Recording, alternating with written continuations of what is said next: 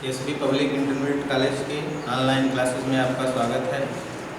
जैसा कि आप लोग जानते हैं, यूपी बोर्ड का रिजल्ट निकल चुका है, जिसमें हमारे विद्यालय के बच्चों का प्रदर्शन काफ़ी शानदार रहा है, जिसमें लगभग 100% बच्चे उत्तीर्ण हुए हैं और जिसमें अधिकांश बच्चे प्रथम श्रेणी से उत्तीर्ण हुए। हाई स्कूल में अंजलि पटेल नामक बालिका ने विद्यालय में टॉप किया है, जो 88.66% अंकों के साथ उत्तीर्ण हुई। इंटरमीडिएट में तनुज पाल सिंह नामक बालक ने विद्यालय में टॉप किया है, जो 82.04% अंकों के साथ परीक्षा उत्तीर्ण की है। जैसा कि आप लोग जानते हैं कि कोरोना महामारी के कारण विद्यालय नहीं खुल रहे हैं, इसलिए आप लोग की पढ़ाई बाधित हो रही है। इसके लिए विद्यालय ने ऑनलाइन क्लासेस शुरू की है, जिससे आप घर बैठे अपनी पढ़ाई कर सकें और ऑनलाइन एडमिशन भी विद्यालय द्वारा शुरू किया गया है, जिसमें विद्यार्थी घर बैठे विद्यालय की वेबसाइट पर जाकर ऑनलाइन एडमिशन करा सकता है। अगर कोई असुविधा होती है तो विद्यालय से भी संपर्क कर सकता है। एक बार पुनः मैं एसबी पब्लिक इंटरमीडिएट कॉलेज के ऑनलाइन कक्षा में आपका स्वागत करता हूं। जैसा कि बच्चों, पिछले वीडियो में आप लोगों ने कृषि के बारे में पढ़ा था कि भारत में कृषि कितने प्रकार की होती है, कौन कौन सी कृषि की समस्याएं हैं। आज हम भारत में कृषि की प्रमुख फसलों के बारे में पढ़ेंगे। भारत की कृषि, कौन कौन सी फसलें उत्पादित की जाती हैं, किन किन राज्यों में उनका उत्पादन अधिक होता है, इसके बारे में हम पढ़ेंगे।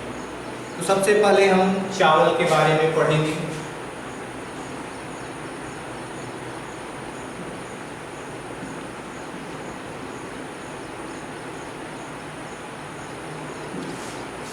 चावल भारत का एक प्रमुख खाद्यान्न फसल है और भारत के अधिकांश जनसंख्या इस खाद्यान्न का अपने भोजन में प्रयोग करती है। भारत के अधिकांश राज्यों में चावल का उत्पादन होता है और अगर हम विश्व के कुल उत्पादन की बात करें तो भारत चीन के बाद विश्व का दूसरा बड़ा चावल उत्पादक राज्य है, जो विश्व का कुल 22% चावल उत्पादित करता है। अगर हम भारत की बात करें तो कुल खाद्यान्न उत्पादन में 42% चावल का उत्पादन होता है। सारे खाद्यान्नों की हम गणना करें तो उसमें 42% हिस्सेदारी चावल की है। तो भारत में यह एक प्रमुख खाद्यान्न फसल है।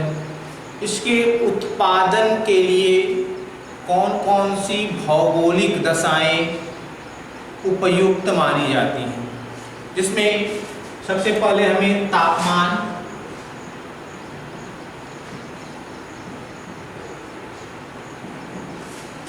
जैसा कि आप लोग जानते हैं कि चावल एक उष्णकटिबंधीय फसल है। इसके उत्पादन के लिए सामान्यतः 25 डिग्री सेल्सियस तापमान की आवश्यकता होती है। जब चावल की खेती होती है तो सामान्यतः 25 डिग्री सेल्सियस तापमान आवश्यक होता है, लेकिन जब चावल पकने लगता है तो सामान्यतः 10 से 15 डिग्री सेल्सियस तापमान उपयुक्त माना जाता है। यानी जब चावल की फसल लगाई जाती है तो 25 डिग्री सेल्सियस तापमान आवश्यक है और जब वो पकती है तो 10 से 15 डिग्री सेल्सियस तापमान की आवश्यकता होती है। दूसरा है वर्षा।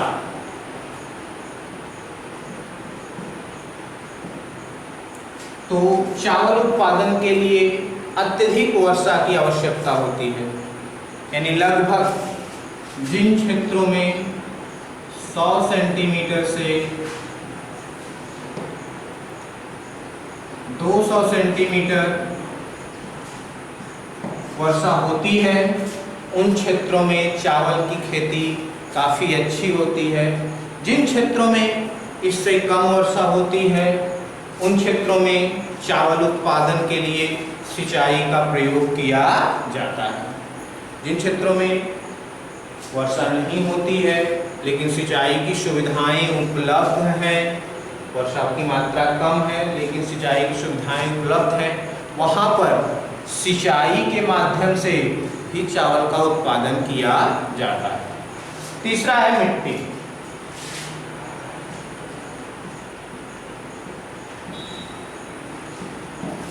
तो चावल उत्पादन के लिए जलोढ़ और चिकनी दोमट मिट्टी,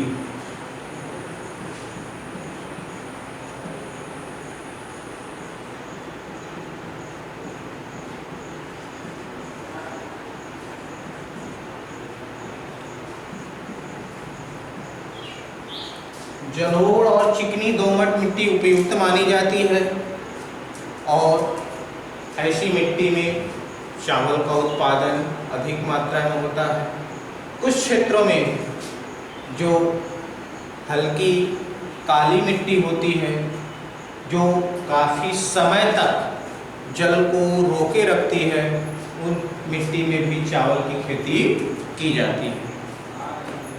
आगे है मानवीय श्रम।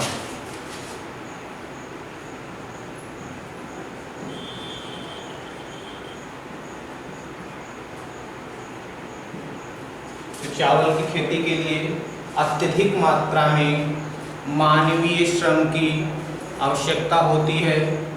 चावल के नर्सरी डालने, पौधे उखाड़ने, रोपाई करने, उसकी निराई करने, कटाई करने और मड़ाई करने में अत्यधिक मात्रा में सस्ते श्रमिकों की आवश्यकता होती है।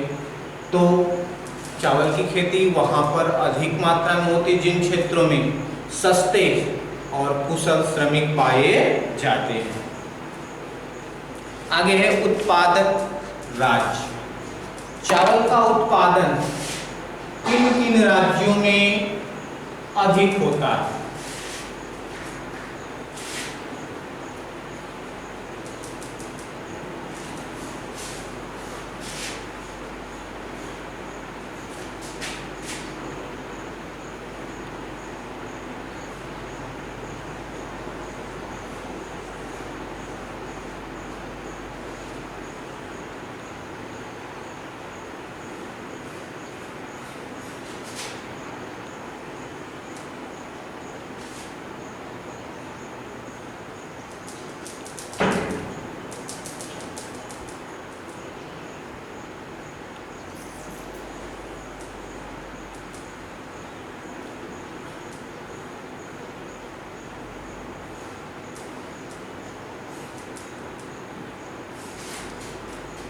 जैसा कि आप लोग जानते हैं, भारत में मानसूनी हवाओं द्वारा वर्षा होती है। तो भारत में जो बंगाल की खाड़ी से मानसूनी उठती हैं, तो भारत के इन भागों में अत्यधिक वर्षा करती है। तो सबसे अधिक चावल का उत्पादन भारत के पश्चिम बंगाल राज्य में होता है। चावल उत्पादन में पश्चिम बंगाल राज्य प्रथम स्थान पर है। दूसरे स्थान पर आपका आंध्र प्रदेश, तीसरे स्थान पर आपका उत्तर प्रदेश। चावल उत्पादन में अन्य चावल उत्पादक राज्यों में छत्तीसगढ़, जिसे धान का कटोरा भी कहा जाता है, बिहार, महाराष्ट्र, कर्नाटक इत्यादि प्रमुख चावल उत्पादक राज्य हैं। जिन क्षेत्रों में अधिक वर्षा होती है वहाँ चावल की खेती अधिक पाई जाती है। दूसरी जो महत्वपूर्ण खाद्यान्न फसल है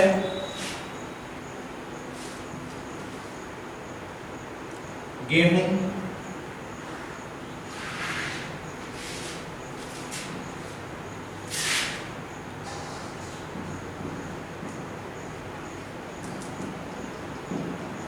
गेहूं भारत की प्रमुख खाद्यान्न फसल है। अधिकांश जनसंख्या गेहूं अपने भोजन में प्रयोग करती है। भारत के मैदानी भागों में गेहूं की खेती अत्यधिक होती है। अगर हम पूरे विश्व की बात करें तो पूरे विश्व के कुल उत्पादन का लगभग 12% गेहूं भारत द्वारा उत्पादित किया जाता है और यह विश्व में कुल उत्पादन में दूसरे स्थान पर भारत का है। कुल उत्पादन में अगर विश्व की हम बात करें तो कुल उत्पादन में दूसरे नंबर पर भारत का स्थान है। गेहूं के लिए उपयुक्त भौगोलिक दशाएं क्या हैं? पहला है तापमान।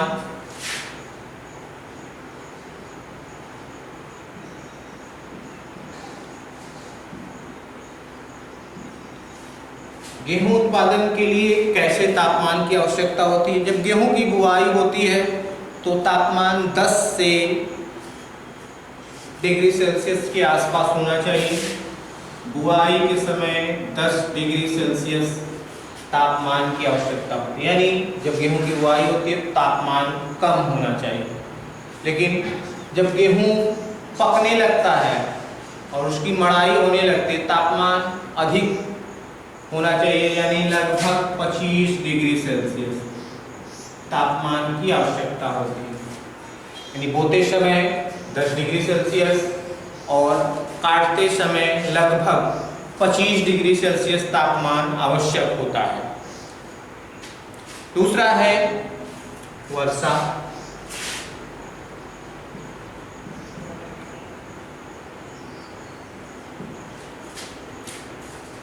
गेहूं एक समशीतोष्ण जलवायु का पौधा है, इसलिए इसको कम वर्षा की आवश्यकता होती है।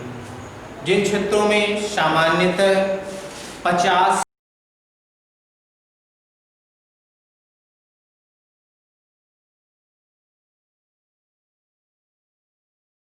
से 75 सेंटीमीटर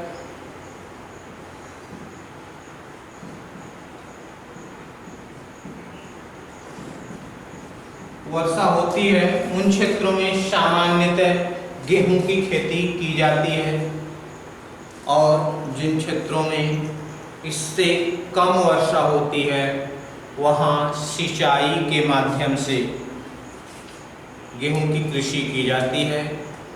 भारत के जो उत्तर पूर्वी पश्चिमी उत्तर प्रदेश का भाग है वहाँ पर सामान्यतः सिंचाई के माध्यम से गेहूं की कृषि की जाती है। मिट्टी।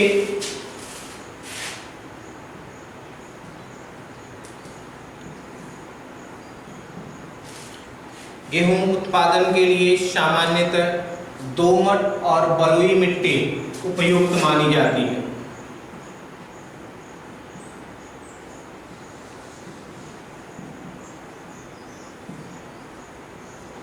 और अन्य प्रकार की मिट्टियों में भी रासायनिक खादों के प्रयोग द्वारा गेहूं की खेती की जाती है। अगला है मानवीय श्रम।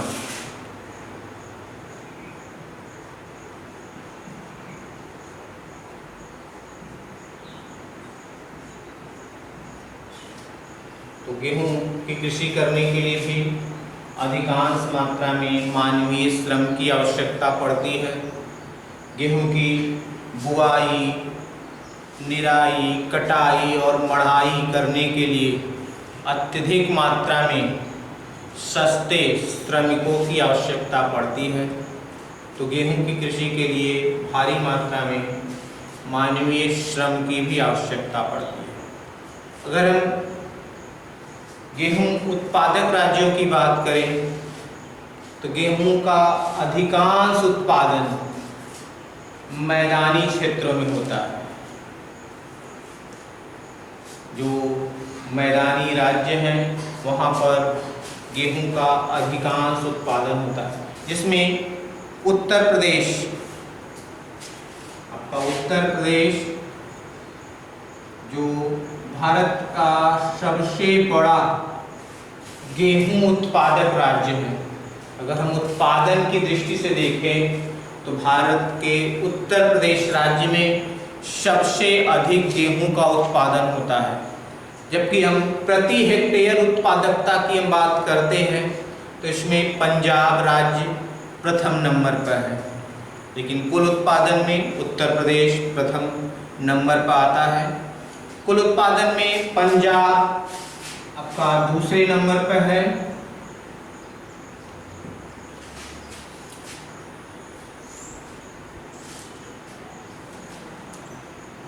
और तीसरे नंबर पर आपका मध्य प्रदेश।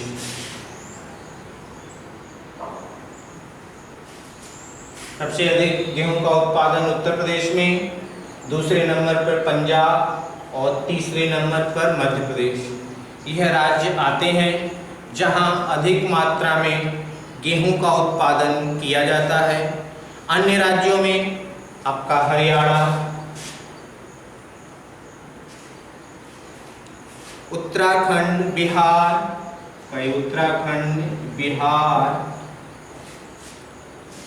असम, पश्चिम बंगाल, ये असम और ये पश्चिम बंगाल राज्य आते हैं। इनके अलावा अन्य छोटे छोटे राज्य इसमें तमिलनाडु है, केरल है, कर्नाटक है, उड़ीसा, आंध्र प्रदेश, यह महाराष्ट्र इत्यादि राज्यों में भी गेहूं की खेती की जाती है। तीसरी जो प्रमुख फसल है गन्ना।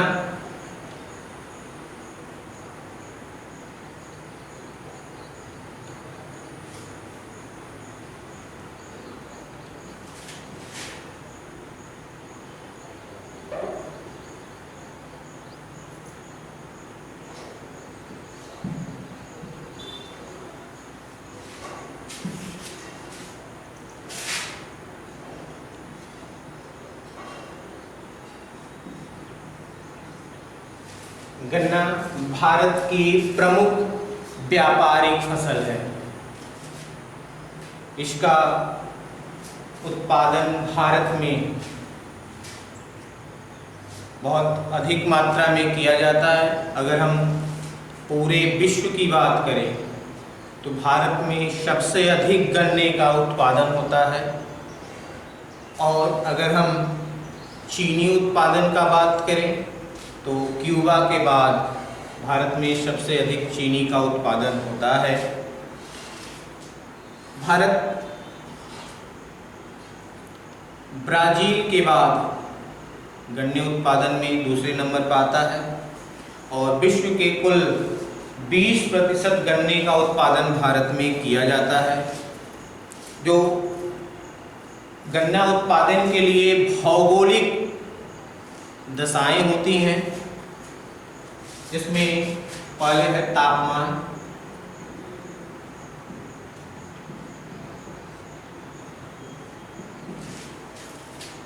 जैसा कि आप जानते हैं गन्ने का उत्पादन करने में पूरे 1 वर्ष का समय लग जाता है।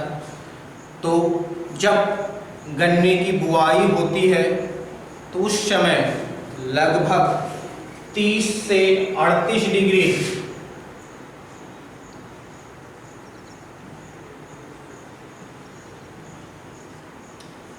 तापमान की आवश्यकता होती है।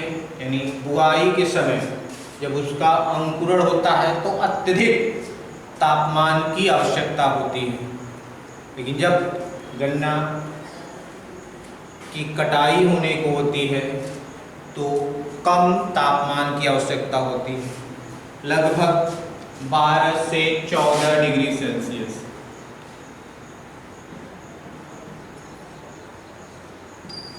जो कम तापमान है वह गन्ने में रस की मात्रा को बढ़ा देता है।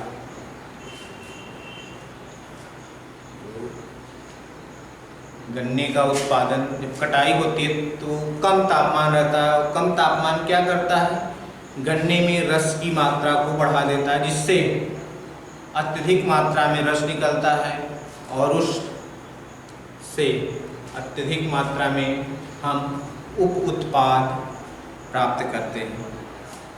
दूसरा है वर्षा।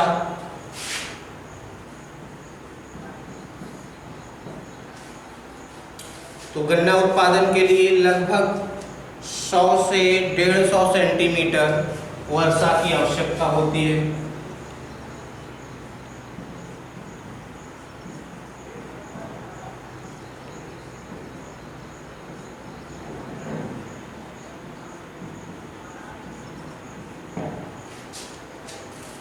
यानी जहां पर सामान्य वर्षा न बहुत अधिक न बहुत कम, उन क्षेत्रों में गन्ना की खेती की जाती है, और जिन क्षेत्रों में इससे कम वर्षा होती है वहाँ गन्ने का उत्पादन करने के लिए सिंचाई का प्रयोग किया जाता है। मिट्टी।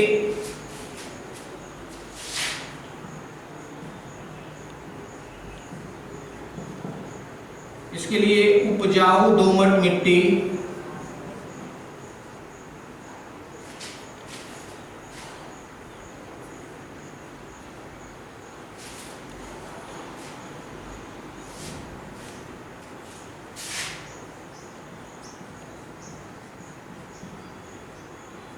उपजाऊ दोमट मिट्टी उपयुक्त मानी जाती है।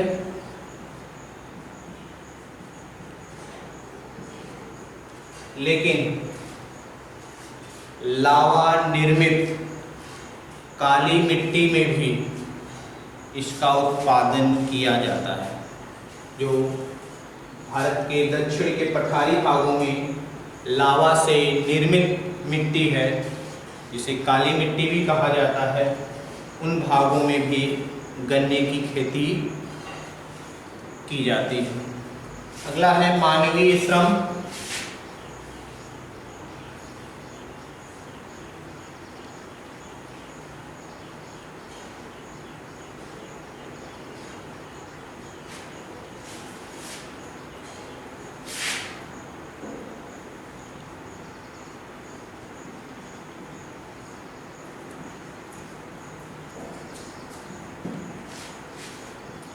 तो गन्ने की बुआई, कटाई और उसको मिलों तक पहुंचाने के लिए भारी मात्रा में मानवीय श्रम की आवश्यकता पड़ती है, और जिन क्षेत्रों में सस्ते श्रमिक मिलते हैं उन क्षेत्रों में गन्ने की कृषि अधिक होती है। उत्पादक राज्यों में हम बात करते हैं तो उत्तर प्रदेश